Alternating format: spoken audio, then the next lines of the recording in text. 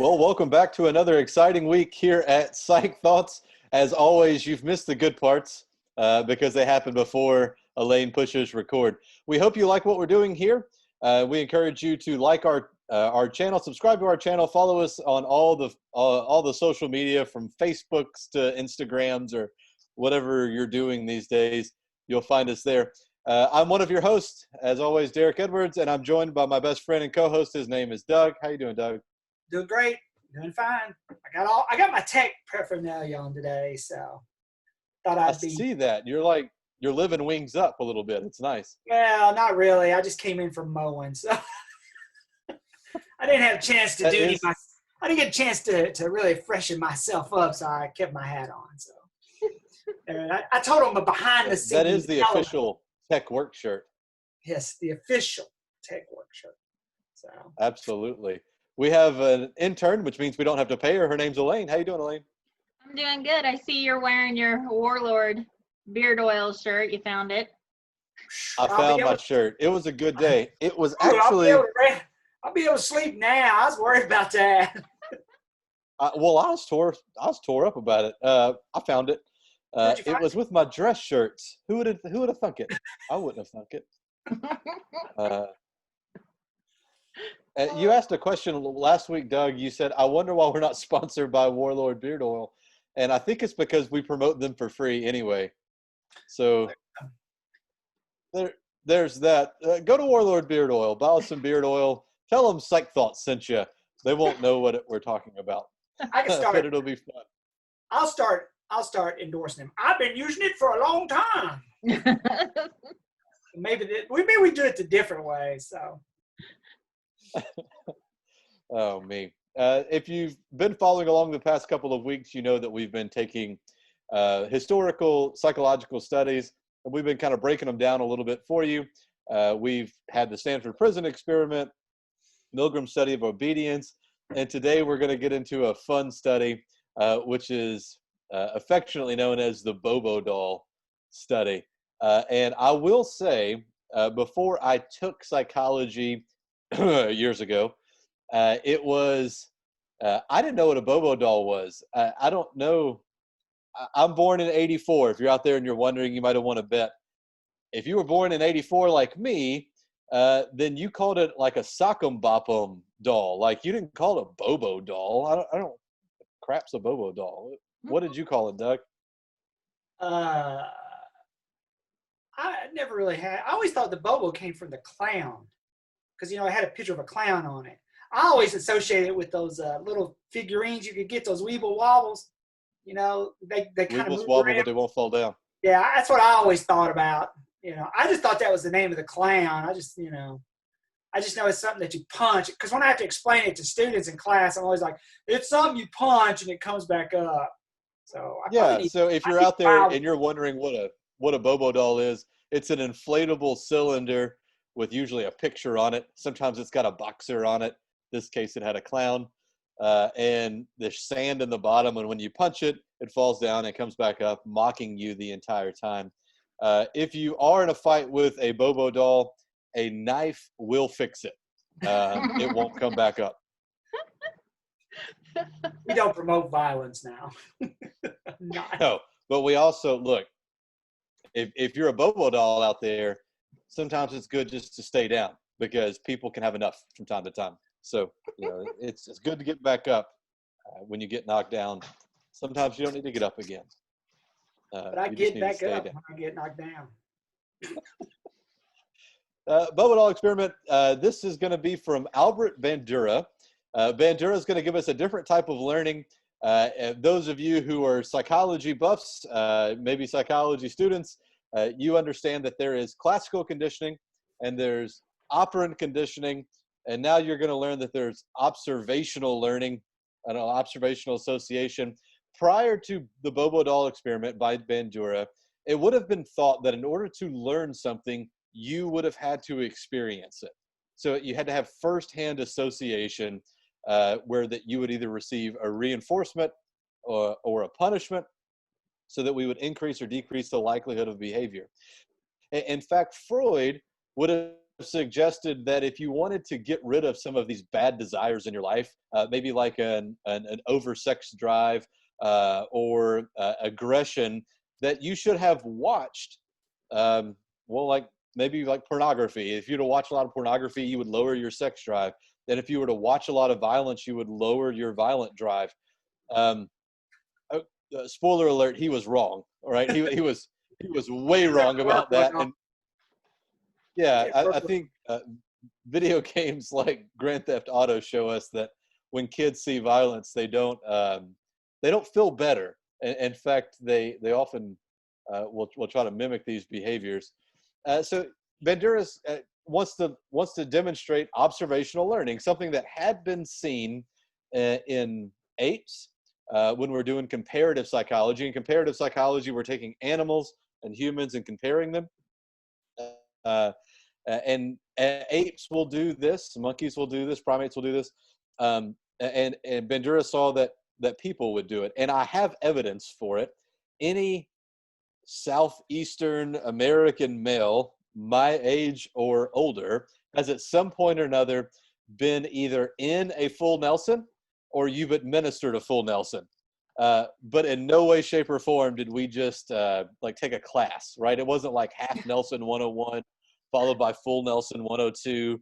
There was no prerequisite. We watched wrestling. That's what we did. And then we mimicked what we saw. We wanted to see what would happen. And that wasn't the case, wasn't understood to be the case until Bandura's experiment. Doug, walk us through the Bobo Doll experiment. Well,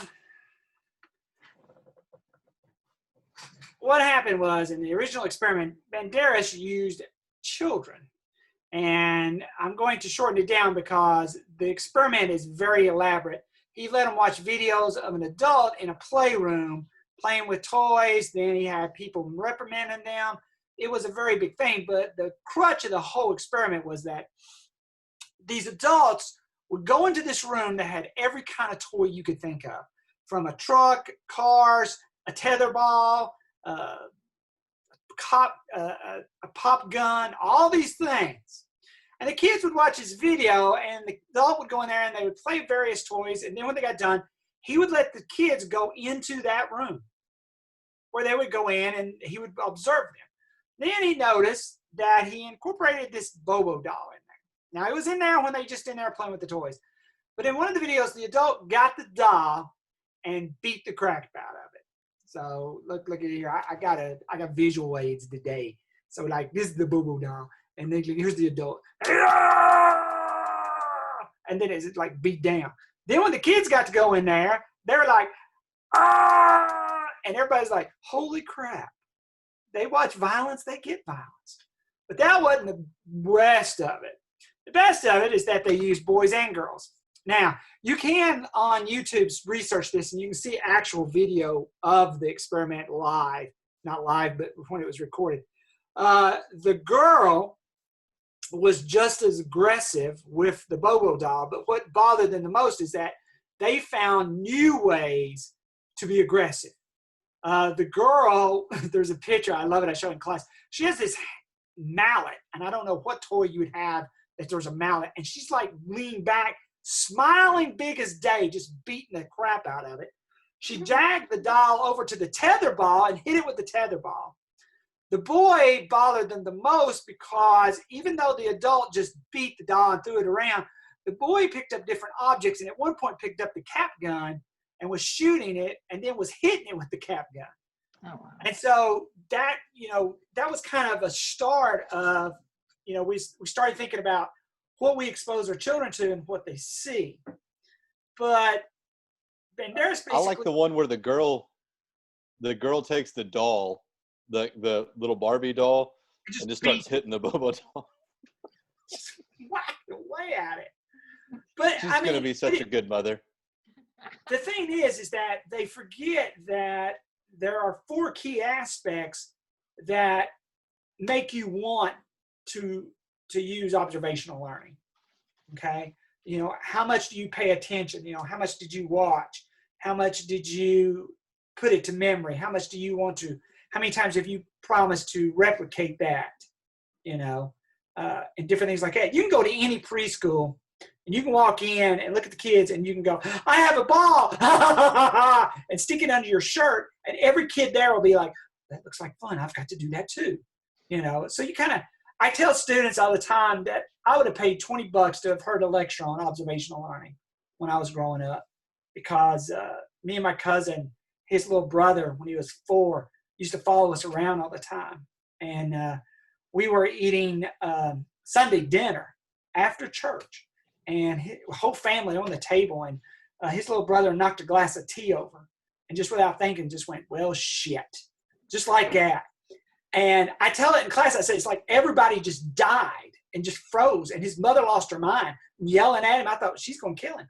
And then she said, well, where did you learn such things? And he goes, Doug and Randy say it all the time. And it's like time stopped, and everybody just sat there for a minute, and then they just slowly turned and looked at us, and I was like, oh. And it's like, you know, he followed us around, and I like always get humor that he sat around rehearsing, waiting for the right time to use that word, you know. And we talk about it in a lot as far as how we learn as we grow old, as children. We observe our parents. We observe those around us. That's how we learn language and everything. So, yeah, that's pretty much the crux of that experiment. So if you have a younger brother and sister out there and you're watching this video, don't be saying bad words around them. They're learning, and they will say them when you don't think they will. And, you know, that goes to the responsibility we have in some professions and in some elevations of our culture, the responsibility we really have with how we behave and how we act and how we interact with others, because people are watching and people are mimicking what you do so that they can feel a part of that or a part of you. Observational learning has some element in it of why politicians are looking for celebrity endorsements, right? And where's the logic? If you were really to kind of pause your perception for a moment, why should you care what an actor or actress thinks about anything? Like, what about them is special other than that they've been elevated to this level that we want to kind of be like them? Like, I watched Matthew McConaughey in a Lincoln, and first of all, I'm a really cynical person. It makes me want a Lincoln less because of it. But there are people out there who might look like me and go, if I drive that Lincoln, women will think I'm Matthew McConaughey, which is delusional. Like, it doesn't make any, like, why did he go to school for, you know, some like automotive engineering? Is he in advanced degrees in anything? And I think that answer is no. He can just say all right all the time. That's probably why he does these commercials. They're like, hey, you want to do this commercial? You know what's really ironic? What's ironic now is he does the commercial for Lincoln, and he's also the official celebrity spokesperson for Wild Turkey. Which goes to tell me that drinking and driving is okay as long as it's Wild Turkey in a Lincoln, but never any other way. All right. You can't have Jack in a Chevy. That's not going to work. Turkey in a Lincoln. But why do we care? And Doug hit on the 4 principles of observational learning: attention, retention, reproducibility, and motivation. So how much do we pay attention to them? There are people right now who are just following their favorite celebrity on all social media platforms, and they could tweet just had a BM, and they'd be like, I'm so connected right now to them. I'm so excited. I'm going to have a BM because they had a BM, right? They're paying a lot of attention to them, or they've been given a lot of attention. They have the ability to retain that information. They have the ability to reproduce it in most cases. And then they have this motivation. Why do they want to be like them? Again, this was a groundbreaking study that sometimes gets overlooked. Wouldn't you say, Doug? Yes, it does. It gets overlooked a lot of times. I think a lot of times we also focus a lot on,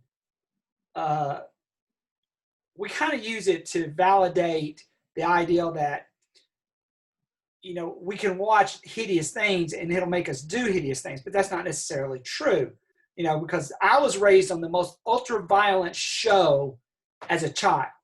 I was raised on the Three Stooges, and, other than an incident with an anvil and my cousin, nothing bad ever happened. But I mean, I think you have to take in mind, we forget to separate out that motivation and all these other things, but it is a powerful tool, because how many times have you ever done this? You went somewhere you've never been before and you go, well, what should we do? And you go, well, let's just see what everybody else does. Let's watch everybody else.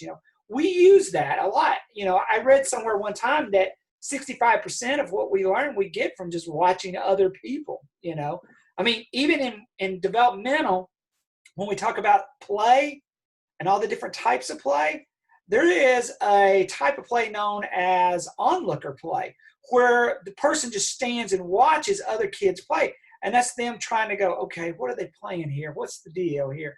We're learning. And so it is a powerful experiment, and it is a powerful tool that we can use to, that we look at everybody. That's how fads get started. That's how we look at how people dress. We're like, well, that's kind of cool. I think I'll dress that way. So we let that shape our world a lot. But and that drives me absolute bananas. I don't know why I can't stand it, but I can't, and I'm victim to it as well. But I still can't stand it. I was at a restaurant last week getting some to-go food. They opened up a Thai place very near my home, and I was getting I actually got some green curry on a number 4 spice. Really good. Highly recommend it. Anyway, I was in there. There was this guy, and I don't know, for the sake of this story, I'll call him Muscles because it worked pretty well. And he's sitting at a table with his, I'm assuming wife, but there were definitely 2 young boys there, and I would put their ages at like 6 and 8. And the waitress came over and brought their food while I was waiting for my to-go order, and he just like unloads on her, like, this isn't right. Why are you so stupid? And like, I can't believe I'm witnessing this. And then there's that other part of my brain that's like, am I on that show? What would you do? Because I hate that show. Because yeah, well, he was Muscles, and I'm almost standing up right now. But what's bothering me about watching this guy, so he's got these 2 boys here, right? And I'm the dad of a son, right? And that's a challenge, but I'm also the dad of a daughter, meaning I'm one decision of hers away from being a murderer. And I'm like, if these kids grow up, if they treat my daughter like that, I'm going to jail. And that's not going to be good. But why wouldn't they? Why wouldn't they treat the women in their life like that, or other people in their life? I watch people who have road rage, Doug Inslee, and they're driving down the road and they're just like flicking people off. And I'm like, what is wrong with you? Well, that's true. Full disclosure, I've never seen you do that actually ever, which is strange because I've seen you do a lot of stuff. But like, what's going, and people are, especially their kids are learning these types of things, and that doesn't work out well for them in the future. We have to be mindful of what we're doing around our children. I think that's important. But also, like I said earlier, there's professions that I think need to be important. When I used to teach general psychology and I would talk about observational learning, I would, it actually wasn't general psychology, it was educational psychology. Doug remembers how much I love that class. Ooh, they were all teaching majors. And they were like 1st or 2nd year teaching majors, and they had to take a psychology class, which was beneath them. So just ask them, they would tell you. And we would talk about observational learning, and I would say, who's ready to be a good model for the children that they're going to be in your classrooms? And they would all raise their little hands like, oh, I'm going to be the best, influence on their lives. But then I would just get on, and it taught at the big lecture hall in Bell Hall with the 2 big screens. I would randomly go to the class list and pull up some Facebook pages from my students and start putting their pictures on the big screens. I was able to do this for 2 semesters before I got quote unquote caught doing this, and evidently it was like shaming them or whatever. But I'll remind them that in America, you're free to do whatever you want. That guy could actually be a total jerk to that waitress. Absolutely. But there are consequences to your actions. If every picture of you on social media is duck face in a bathroom, scantily clad, don't be sad when you don't get that attorney job that you've wanted. And that's not discrimination, right? That's just them saying we don't want what you represent. If every picture of you on social media is you plastered somewhere, then don't be sad when you're not the educator of the year, right? There's consequences to what you're doing. Now, you can do that and teach college, but you certainly can't do that and be a kindergarten teacher. So observational learning. It's important to know in Bandura's study, the model that they most frequently recorded was dressed as a teacher of the day. So full-length skirt and kind of like a nice blouse.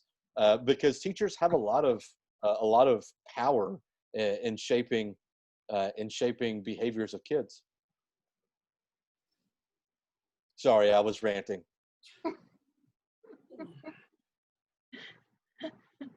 Doug's in deep in thought. I was deep in thought. I was wondering how many of our viewers watch us and go, I observe and watch Doug. I want to be like Doug. How many go, I want to be like Derrick? Well, there's only one right answer if you're choosing. Who Be like Doug. do you want to be like? Oh, Elaine, you can raise your hand. Be like Elaine. Oh, that's wouldn't be fair. I think what we represent here might be, and we've never talked about this on the show, so here we go. We might be Freud's levels of consciousness, Doug. You're clearly the id. I'm clearly the super ego. And Elaine is the ego. That is a very good representation. I will go along with that observation. That is fantastic. Next time I log on, we might need to change the name of our show to Levels of Consciousness. Just do it now. Why are you waiting? React, honk the horn, yell at them. Derrick. Yeah, except I honked the horn at somebody the other day, but then in all fairness, he did come halfway in my lane with his boat. So. See? Now, did you lay on the horn or did you give him a little toot toot? Somewhere in between, because it was longer than a toot toot, but it wasn't a, holding it down for like 10 minutes kind of thing. Okay, first of all. Did you roll your window down as you went by and yell? No, he put his arm out the window after he realized that he almost killed everybody and, gave me the oops. Yeah. Yeah. Hey, people make mistakes. I think you got to own your mistakes. And one of these goes a long way, like, I'm such an idiot, which is like me days. I'll walk into class and I'll go, sorry, you had me today. Sorry, you had me today. Let's do some final thoughts on Bandura. What do we got? Awesome study. Really is, and I think if you're a psych major, you should, whether any kind of major, you should take time and kind of dig into it, and kind of brings to mind the influence that we have and the influence that we get from others just by simply, I don't think we cognitively sit around and go, I'm going to watch this person and see what they're doing. I think we just naturally, we do it. I mean, there's so many other theories in psychology that are tied into it, like social comparison, how we learn as kids, all of these things. It's a big chunk of how we interact and learn.